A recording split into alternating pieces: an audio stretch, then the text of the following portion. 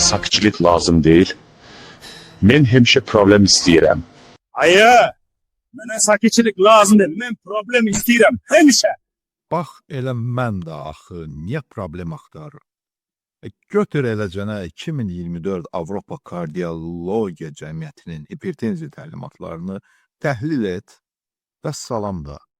Amma yox, mən gərək digər təlimatların niyə, hansı əsasla fərqləndiyini də başa düşmək istəyirəm.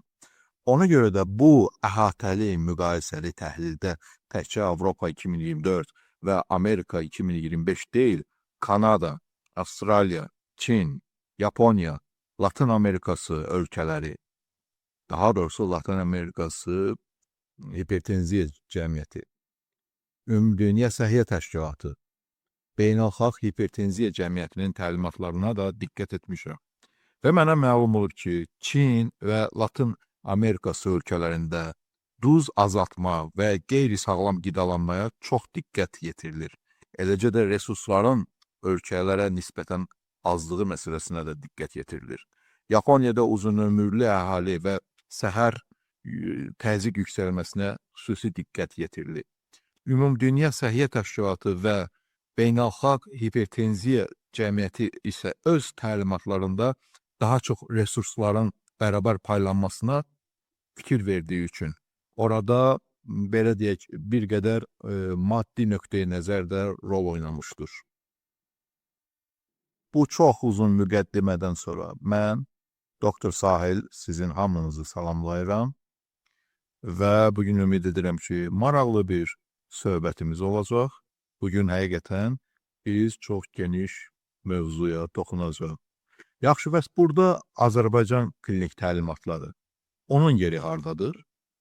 O barədə nə deyə bilərik? Əzinəm ay ay ay bir demeyen. Ne olur? Ne göz kaşırırsan orada? Ay yoldaş, biraz saçtalar. Olar. İyi olmuş.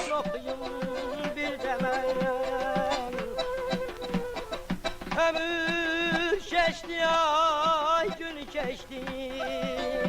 Cavan olmara. İsabaladı.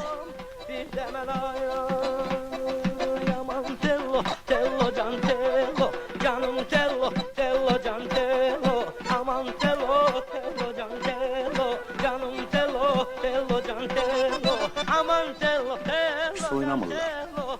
Biraz emosya astı.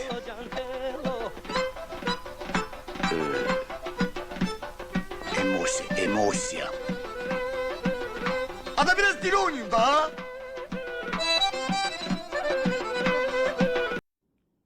Əlbəttə, biz ilk növbədə Azərbaycan milli protokoluna istinad etməliyik. Ona görə də mən əslində Azərbaycan Respublikası Səhiyyə Nazirliyinin arterial hipertenziyanın diaqnostika və müalicəsi üzrə klinik protokolu, yəni ikinci nəşr yenilənmiş 2024-cü il protokolunu bu müqayisəli təhlilə daxil etmək istirdim.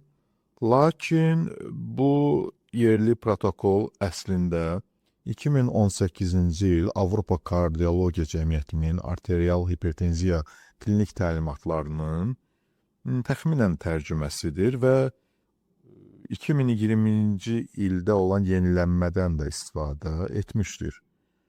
Problem ondadır ki, Avropa Kardiologiya Cəmiyyəti 2024-cü ilin 30 avqustunda Londonda keçirildiyi konfransda yeni təlimatları açıqladı. Amma Azərbaycan protokolu isə 14 iyun 2024-cü ildə təsdiq edilmişdir. Yəni, emosiya çaşmır deməzdim, biraz səbirsizlik olub. Ona görə də bu köhnə protokol barəsində düşünürəm ki, danışmağa dəyməz. Çünki elm təkamül edir, elm inkişaf edir və biz yeni məlumatları bölüşməliyik. Əlbəttə, mən bu təqdimatı praktiki yol xəritəsi kimi deyil, əsl rəsmi klinik təlimat kimi də hazırlaya bilərdim. Deməzdim ki, bu su içmək kimi bir işdir, xeyr, bu vaxt aparan işdir. Lakin hər bir halda əvvəla bu mənim işim deyil, ikincisi isə güman edirəm ki, Səhiyyə Nazirliyində və ya təbibdə Məndən də ağıllı adamlar var və onlar əgər ehtiyac bilərlərsə, özləri rahatlıqla hazırlaya bilərlər. Bu prezentasiyanı sizə təqdim edərkən əvvəlcə düşündüm ki, bütün məlumatları adi qaydada, ənənəvi qaydada slaydlara uyğun düzəldərək və slaydlar üzərindən danışım. Amma diqqət etdim ki, bu halda məlumat həddən artıq çox olacaq, slaydlar həddən artıq çox olacaq və məlumat yükünün çox olması da dinləyicini bezdirir. Biz hamımız eyniyiz, yəni hamımız eyni reaksiya verə bilərik. Amma bunu bir başqa yolla etmək olar. O yol nədir? O yol ondan ibarətdir ki, slaydlar elə məlumatları yerləşdirmək mümkündür ki, bu zaman dinləyici və ya izləyici daha doğrusu onu oxuya bilər sonraki vaxtlar ərzində və bu periodda isə daha çox əlavə məlumatlar vermək mümkündür və mən bu yolu seçdim. Ümid edirəm ki, inciməzsiniz. Beləliklə, ona görə də tövsiyə edərdim ki, bu prezentasiyaya əvvəlcə sadəcə qulaq asmaq lazımdır. Daha sonra isə burada istifadə olunmuş slaydlara diqqətlə, daha necə deyirlər, səssiz, diqqətlə nəzər yetirmək daha məqsədə uyğun olardı. Nə tər oynayaq, Səs o yandan gəlir. Çalgıçılar da burada oturur. Ay, nə tafot var ha bunun? Buradan eşit, buradan da oyna da. Ay, şair də yaxşıdır. İndi isə gəlin Avropa Kardiologiya Cəmiyyətinin 2018-ci il və 2024-cü il hipertenziya üzrə klinik təlimatlarının müqayisəli təhlilini nəzərdən keçirək. Arterial təzyiq göstəricilərinin ofisdə dəyərlərinə qiymətləndirmə də artıq dəyişmişdir. 2018-ci ildə xatırlayırıq ki, o təlimatlarda optimal, normal, yüksək normal, birinci dərəcəli hipertenziya, ikinci dərəcəli hipertenziya və üçüncü dərəcəli hipertenziya ayırd edilirdi. Və bu dərəcələrə böləndə arterial təzyiqin göstəriciləri əsas götürülürdü. Hazırda 2024-cü ilin təsdifatında olan dəyişiklik mənə hardasa psixiatrlar barədə bir zarafatı xatırladır. Məşhur köhnə bir zarafat var. Deyir ki, psixiatrlar bütün adamları iki qrupa ayırır. Xəstələr və hələ müayinə olunmamışlar. İndi bu Avropa Kardiologiya Cəmiyyətinin 2024-cü ilin təlimatlarında da normal sözü daha yoxdur. Normal təzyiq anlayışı daha yoxdur. 120-70 mm-dən aşağı təzyiq non-elevated, qalxmamış təzyiq adlanır və yeni bir kateqoriya daxil olunub. 120-139 sistolik təzyiq, 70-89 diastolik təzyiq isə elevated BP, yüksəlmiş arterial təzyiq adlanır. Bunu səbəb ondan ibarətdir ki, burada artıq Avropa Kardiologiya Cəmiyyəti də vurğulayır ki, arterial təzyiqin dəyərləri ilə yanaşı xüsusilə kardiovaskulyar riskin digər faktorlarını da nəzərə almaq lazımdır və hədəf olaraq əslində Avropa Kardiologiya Cəmiyyəti 120-129-u sistolik hədəf kimi götürmüşdür və 140-90 mm civəstunu həm 2018, həm də 2024-cü il təlimatlarında arterial hipertenziya həddi kimi saxlansa da, artıq 2024-cü ilin təlimatında əvvəllər olduğu kimi birinci dərəcə 140-160, ikinci dərəcə 160-180, üçüncü dərəcə 180-dən daha yuxarı elə bir anlayış daha yoxdur. Daha elə bir anlayış yoxdur. 140-90 və daha yuxarıdırsa, vəssalam, bu arterial hipertenziyadır. Dərəcəsi daha yoxdur. Girmedik dayı. Kapı kapı dolaşsak anlatamayız usta. Kapı kapı dolaşma vakti bitmiştir. Cənab Avropa Kardiologiya Cəmiyyəti belə böyük sözlərlə danışmaqla deyil. Biz xəstələrə necə izah edək ki, necə deyək ki, artıq biz normal təzyiq demirik. Bu düzgün anlaşılmayacaq. İstənilən halda düzgün anlaşılmayacaq. Ona görə biz gündəlik həyatda yenə optimal, normal təzyiq anlayışından istifadə edəcəyik. Ən azından xəstələrlə danışanda istifadə edəcəyik. Elmi konferanslarda, peşəkar bəlkə dialoqlarda O halda əlbəttə bəlkə yüksəlməmiş təzyiq ifadəsindən istifadə edə bilərik. Amma mən nəsə elə gəlir ki, bir müddətdən sonra bu anlayış bir qədər də təkamülə uğrayacaq və daha necə deyirlər, indi o sözü işlədimdə, daha optimal bir söz tapılacaq, daha optimal bir termin tapılacaq. 2018-ci il və 2024-cü il Avropa Kardiologiya Cəmiyyətinin təlimatlarının müqayisəsinə davam edirik. Hər iki təlimat evdə 135-85 mm civə sütunu və daha yuxarı və 24 saatlıq ambulator qan təzyiqi monitoringi ölçülməsində isə 130-80 mm civə sütunu və daha yuxarı göstəricini saxlayır. 2024-cü ilin mətnində ambulator və ev şəraitində yoxlama monitoringi vurğulanır və texnologiyalar barədə, smart monitoring barədə daha ətraflı danışılır. Təzyiq məqsədləri 2018-ci ildə 140-90-dan aşağı hamıya tövsiyə olunurdu. Daha gənc şəxslərdə isə 65 yaşdan aşağı şəxslərdə isə 130-80 mm civə sütunu əgər dözülə bilirsə bir hədəf kimi qoyulmuşdu. 65-80 yaşda hədəf 140-90 kimi saxlanılırdı. 80 yaş və daha yuxarı yaşlarda isə hədəf 150-90 kimi saxlanılırdı. 2024-cü ildə vahid hədəf olaraq demək olar ki, hamıya məqsəd 120-129 mm civə sütunudur sistolik təzyiq üçün. Və 65-80 yaşlı şəxslərdə də məqsəd eyni ilə qalır. 80 yaşdan yuxarı şəxslərdə xüsusi bir hədəf göstərilməyib və yaşlılarda ALARA prinsipi as low as reasonably acceptable mümkün qədər qəbul oluna biləcək dərəcədə aşağı təzyiqi salmaq prinsipi götürülür. Bu ALARA prinsipi əslində SATəm anlayışlarına aiddir. Sağlamlıq, əmək təhlükəsizliyi, ətraf mühitin mühafizəsi.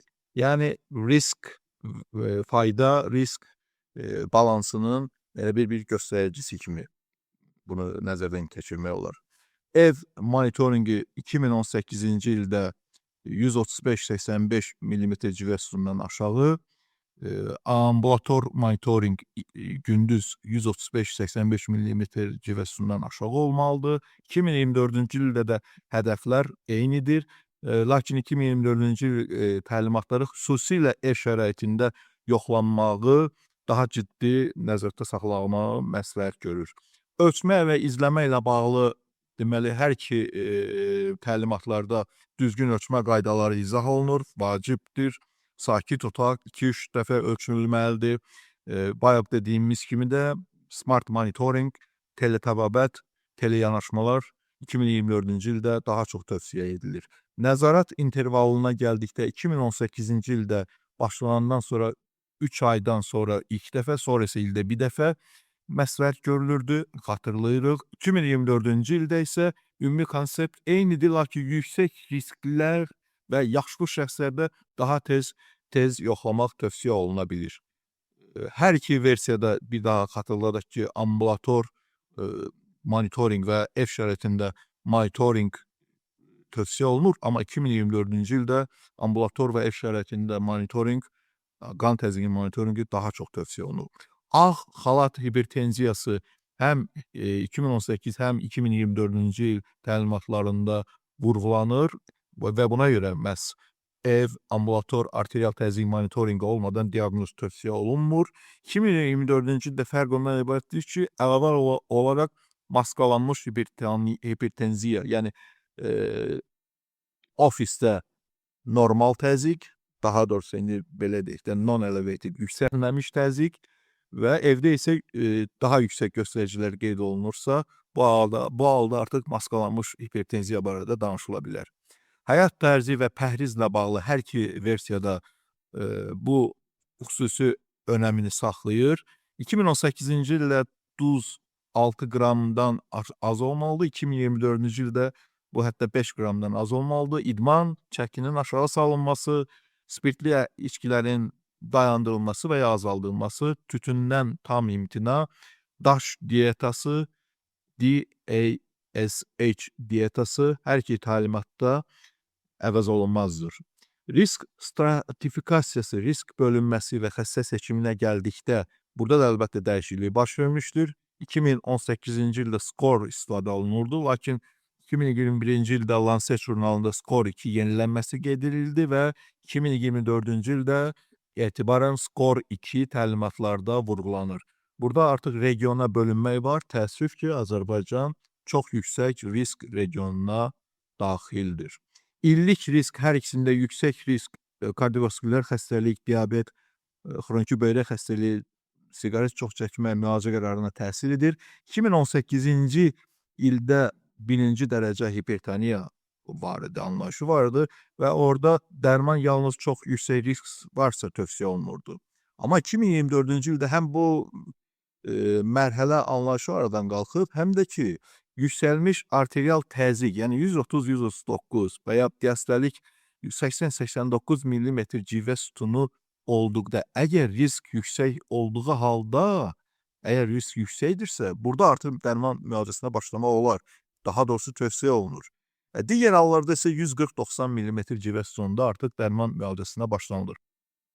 2018-ci ildə hər kəsə dərman tövsiyə olunurdu, yalnız 160-100 mm civə sütununda və birinci mərhələdə yüksək riskdə dərman tövsiyə olunurdu. Əks halda 3-6 aylıq həyat tərzi dəyişiklikləri qeyd olunurdu. Yüksək normal təzyiqdə dərman tövsiyə olunmurdu. Yaşlılarda, deməli 65-80 yaşında olanlarda ikinci mərhələdə dərman tövsiyə olunurdu. 80 yaşlı şəxslərdə isə 160-100 mm civə sütunundan yüksək olduqda arterial təzyiq dərman tövsiyə olunurdu. 2024-cü ildə bütün xəstələrdə 140-90 mm civə sütunundan yüksək təzyiq qeyd olunursa, dərman təyin olunur. Artıq 140-dan aşağı yüksək risk varsa, əgər 140-dan aşağı olan şəxslərdə yüksək risk varsa, onlara da artıq dərman təyin olunur. Birinci xətt dərmanları hər iki təlimatda ABCD qrupu üzrə, yəni angiotenzin çevirici ferment, angiotenzin reseptor blokatoru, kalsium beta blokator, kalsium kanalı blokatoru və diuretiklər üzrə angiotenzin çevirici ferment inhibitorları və ARB, kalsium kanalı blokatorları, tiazid və tiazid törəmələri birinci səviyyədədir. Bu baza dəyişmir. Kombin olunmuş yanaşma ilə bağlı müəyyən tövsiyələr var. 2018-ci ildə sistolik arterial təzyiq 150-160 mm civə sütunu olduqda birinci addımda 2 dərman AC və ya AD tövsiyə olunurdu. Yəni angiotenzin və kalsium kanalı təsir edən və ya angiotenzin və diuretik tövsiyə olunurdu. 2024-cü ildə isə single pill combination, SPC, tək həblik 2 dərman hər bir şəraitdə tövsiyə olunur. Həm başlanğıcda, həm də üçlü terapiyada. İlk mərhələdə strategiya 2018-ci ildə həyat tərzi və bir dərman başlanılırdı və minimal sistolik arterial təzyiqə əsasən birləşmiş müalicəyə gedirdi. Deməli, 2024-cü ildə bu o deməkdir ki, yüksək riskdə və ya 140-dan yuxarı təzyiqdə dərhal 2 dərmanlı kombinə olunmuş müalicəyə start verilir. Sanki burada bir sprint tədqiqatının təsiri öz rolunu oynayır. Rezistent hipertenziyaya gəldikdə 2018-ci ildə 3 dərmana baxmayaraq yüksək arterial təzyiq qeyd olunurdusa, 4-cü addım olaraq spironolakton göstərilirdi.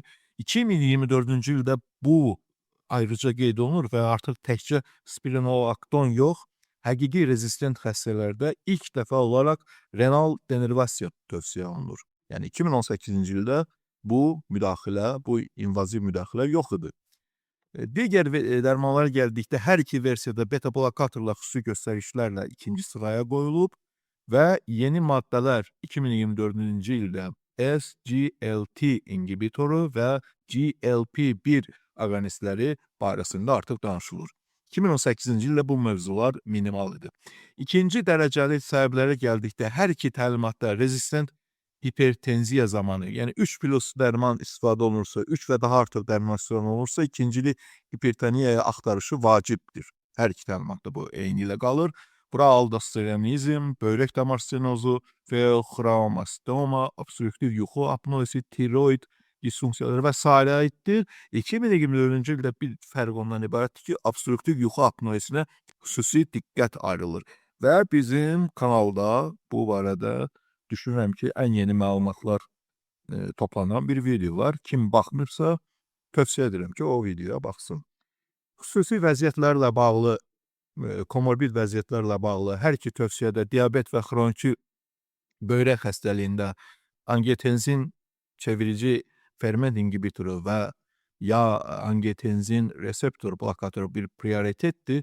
Lakin 2024-cü ildə həmçinin SGLT2 preparatı barəsində danışılır. Ürək xəstəlikləri ilə bağlı prinsip eynidir 2018-2024-də. Postinfarkt, stenokardiya, ürək çatışmazlığında beta blokator, angiotenzin çevirici ferment inhibitoru və ya angiotenzin reseptor blokatoru, üstəgəl digər qruplar, məsələn, aldosteron antagonisti seçilir. Yüksək riskli xəstələrlə bağlı Avropa 2024-cü il deməli təlimatlarda xüsusi dediyimiz kimi skor 2 sistemi aparılır. 2018-də isə sadəcə skor vurğulanırdı. Hamiləlik ilə bağlı hər iki təlimatda ciddi vəziyyətlərdə labetalol, nifedipin və hidralazin istifadəsi tövsiyə olunur. Angiotenzin çevirici ferment inhibitoru və angiotenzin reseptor blokatoru isə qadağan olunmuşdur. Beləliklə, bütün bu məqamları diqqət etsək, ümumiləşdirsək, fikir verə bilərik ki, 2024-cü ilin təsnifatları nisbətən sadələşdirilib və daha çox tez müalicəyə yönəlib və daha belə deyək, aqressiv də bəlkə bu söz uyğun gəlmir, daha həssas müalicə deyək, ağırlaşmaların qarşısını alan daha erkən müalicəyə yönəlmişdir. Demək, suallardan biri də ondan ibarətdir ki, əvvəllər elə bil ki, daha rahat idi. Arterial hipertenziyanın 2018-ci ildə olan Avropa təsnifatında həm dərəcələr qeyd olunurdu, həm də hədəf orqanların simptomlu, simptomsuz zədələnməsinin mövcud olub olmamasından asılı olaraq mərhələlər də qeyd olunurdu. İndi artıq bu dəyişmişdir. Belə ki, bəzi xəstələrdə artıq skor 2 hesablanmırsa, əgər klinik aterosklerotik kardiovaskülər xəstəlik varsa, yəni keçirilmiş miokard infarktı, insult, hətta tranzitor işemik atak, periferik arteriya xəstəliyi, şəkərli diabet var və orqan zədələnməsi əlamətləri də qeyd olunursa, xroniki böyrək xəstəliyi var, xüsusilə deməli estimated glomerular filtration rate, hesablanmış glomerular filtrasiya sürəti 60-dan azdırsa, xüsusilə 45-dən azdırsa və ya çox yüksək tək risk faktoru varsa, bura aiddir arterial təzyiqin 180-110 mm civə sütunundan yüksək olması və aşağı sıxlıqlı lipoproteinlərin miqdarının çox yüksək olması. Bax, bu artıq birbaşa çox yüksək risk sayılır və əvvəlki təsnifatdan fərqli olaraq skor hesablanmamalıdır. Yüksək risk isə skor 2 hesablandıqda yüksək çıxır, yəni 5-10% çıxır və ya bir neçə risk faktoru vardır. 3 və ya daha çox risk faktoru vardır və ya subklinik zədələnmə əlamatları vardır, yəni sol mədəciyin hipertrofiyası, karotid plak və ya mikroalbuminuriya qeyd olunur. Bu halda yüksək risk sayılır. Orta risk isə skor 2 aşağıdır, 5%-dən azdır, amma 1-2 risk faktoru var. Aşağı risk isə gənc adamlar, risk faktoru yoxdur və orqan zədələnməsi yoxdur. Yəni, biraz belə deyək, sadələşdiriblər, amma eyni zamanda məndə elə bir təsəvvür oyanır ki, elə biraz sistemlilik azalıb. Emosiya çatışmır elə bil ki. İndi isə gəlin 2024-cü il Avropa Kardiologiya Cəmiyyəti və Amerika Ürək Assosiasiyasının 2025-ci il klinik təlimatlarını nəzərdən keçirək.